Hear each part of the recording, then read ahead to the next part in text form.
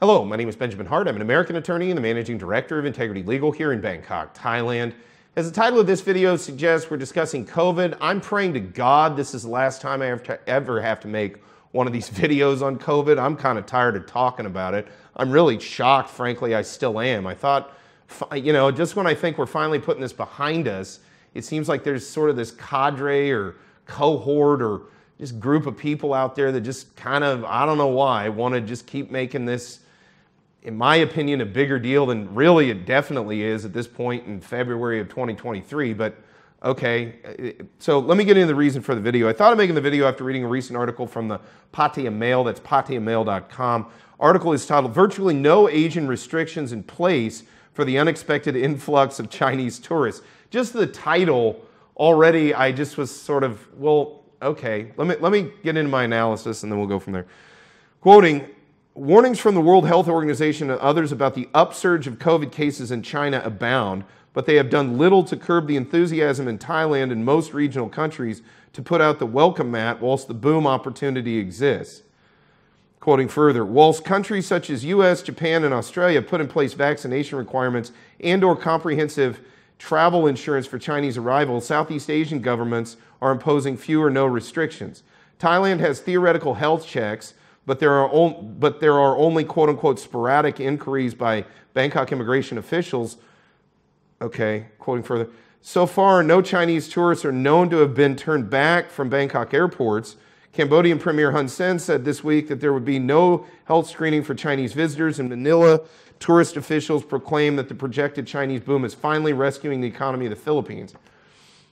I'm going to go back and requote this and kind of go through this like point by point. And I'll tell you what, just to sort of start off, and I really enjoy the Pattaya Mail. I'm not calling out the Pattaya Mail or anybody down there. I think the thing that kind of bugs me about this is I've seen this in multiple publications in other countries and here in Thailand and things. And it's this whole notion that we somehow don't know what COVID is and that it's some sort of existential threat. This isn't March 2020. We know what we're dealing with here now. And quite honestly, this clutching at pearls over basic things that prior to March of 2020 were accepted as part of a normal living of one's life. Getting on it, I just find it's like the headline of some of these things should be "People travel, pearls clutched." I mean, it's like I don't even understand where the there is there. There's no there, they sometimes say. I don't understand where's the there. What are we talking about? Yes, Chinese people are coming. Yes, COVID exists. And what?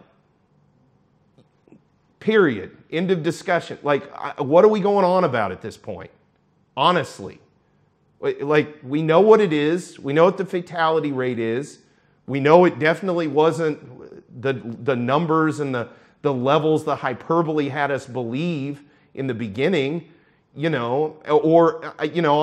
not casting aspersions at anybody. We just didn't know what it was at the beginning. Okay, well, we're 3 years into this now, and we know exactly what it is, and doesn't warrant the pearl clutching and things that seem to be out there. Again, quoting, just go line by line. "Whilst countries such as US, Japan, and Australia put in place vaccination requirements and/or comprehensive travel insurance for Chinese arrivals," well, as we've discussed on this channel before, US is repealing those. That's going to be gone in coming months. In fact, the US House has actually voted to end that. So that seems pretty likely that's coming to an end here sooner rather than later. I'm very happy Thailand has taken the position they've taken. I think it's very reasonable, moving along. We need to get tourism back. Does COVID exist? Yes. Is it an existential threat? No. Therefore, again, what are we talking about? So, that I really hope I never make another video about COVID ever again, honestly.